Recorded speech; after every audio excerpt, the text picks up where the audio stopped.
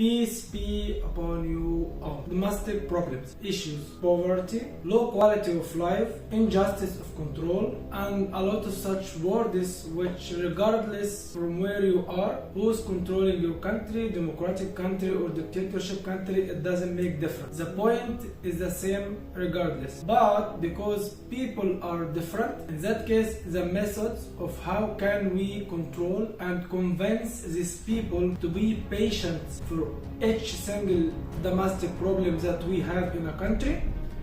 So there are 4 options. Usually they are get used when any kind of government they had domestic issues because of their failure to plan how can you make this place good for their people.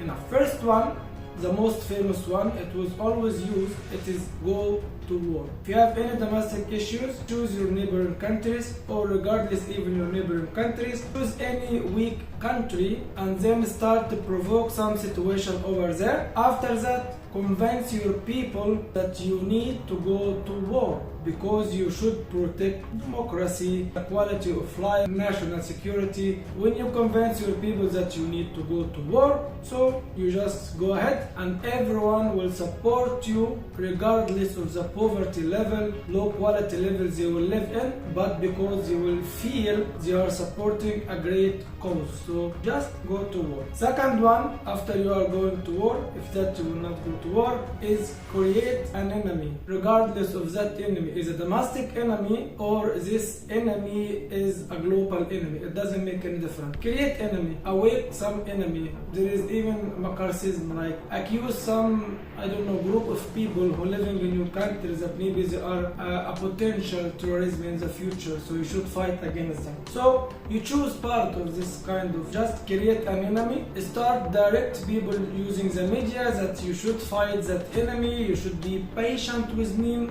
we are fighting enemies, this is our national security, this is your security. Fear controlling people. When people have the sense of non-safety of their life, make sure they will give you everything as a politician. So people are willingly and ready to give their own freedom, to give their own quality of life, to be poor, just in return to feel safe. Fear controls people. So that's why just create an enemy or go to war under any of the name. Or you can, third option, support any country in a war. Convince again your people that you will not fight instead of their country, but you are going to support them, you are going to send them weapons, you are going to send them amenity aids or whatever, what kind of aids. So you can take from your people money to support another country, and who knows, you provoke this war or not, because maybe you provoked this war from the first place. But in general, just pretend that you are helping and we should stand with our brothers and we should do that for them and we need to stand with them, stand with this, stand with that, regardless if that will be a double standard or not, and you will favor a nation over another nation, it doesn't make any difference. Just convince your people that they are supporting a great cause. We are supporting another nation in their fight against whatever. So by this way, quality of life, and they are ready to live in poverty just because you convinced them that you are supporting another country in need. Fourth one, and this is the most powerful one in a lot of cases, it just distract people from their own issues. Social media now is very easy. Just create a topic, just highlight a topic, focus on another specific topic, which maybe is not related even to this people's interest. But when you choose or pick up any secondary topic which make nonsense for the people, but you make or you let media always discussing that kind of topic subconsciously for the people, step by step, for a period of time, they are going to forget what is the real issue is, and they are going to focus only on the problem that you already supported and provided them with it. So, media, social media effect, like brainwashing people. Fifth and the most important one is misinform people. Tell them that the reason why you have this issue and the problem is because someone else maybe is far away of us, like millions of kilometers away. I don't know, maybe he's living in another galaxy. Oh, and because of them we have this issue and this problem. That's why we should be waiting, we should be patient, because we have these people are very bad, or these aliens are not good enough, so they are fighting against us. You don't want us to be the first and the most greatest nation all over the world. Just misinform people. Provide them with only one part of the truth, because there is no pure truth in life, so each one would have a part of the truth. So each one of you could support and provide only one part of the truth. By this way, people will always see and agree with that part, because repeating will convince people that really this is the truth. So now you are, as a nation, as a people, as a regular normal people, when you see and notice where you are living, that you hear one of these 5 things, like we are going to war, we are supporting another country in war, we have an enemy, we have internal issues, there is someone else mistaken, what you should do? First of all, you should search. You should start make your own search. Don't believe what is provided to you, because you don't know if this information is really real information or fake. So you don't know it. Maybe it's real information, it's the truth, but only from one side. You should try to see the other part of the truth. That is your task. Don't just agree. Don't say yes, we are going to do that because you are right. No, what if is wrong? So you should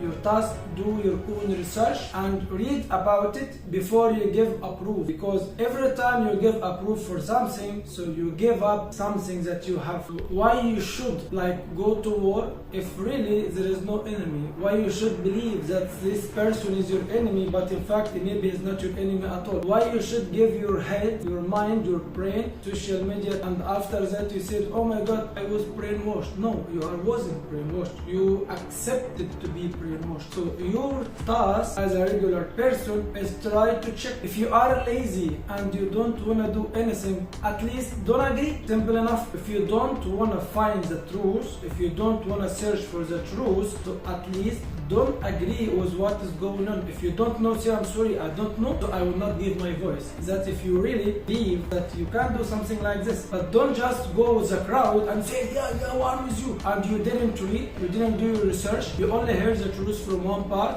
and you didn't even give yourself a chance to listen to the other person. So that's very important, because you should do that, because what is going on, you will be part of it. So make sure that you are not involved in a disaster by yourself when you accept to be guided by someone else without even trying to check this information is correct or not, fake or fact. So it's up to you. But remember that you are going to see the consequences of your decision by yourself. Make sure that when you take a decision, when you decide something, you really decide it logically. Don't follow your emotions, because 100% when you are under the emotional influence, you could make a wrong decision. So make sure that before you say yes or no, at least you did your own research. So please search no before approve, because you don't know what is going to be the cost of your decision, and maybe the consequences, it will be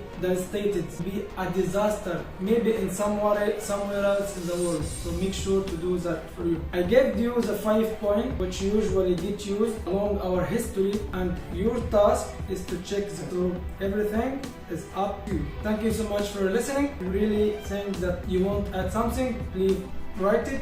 I'm always open for any a discussion. Write your opinion, and I'll be more than happy if I say something wrong that you will correct. Thank you so much. I wish for you a happy and safe life.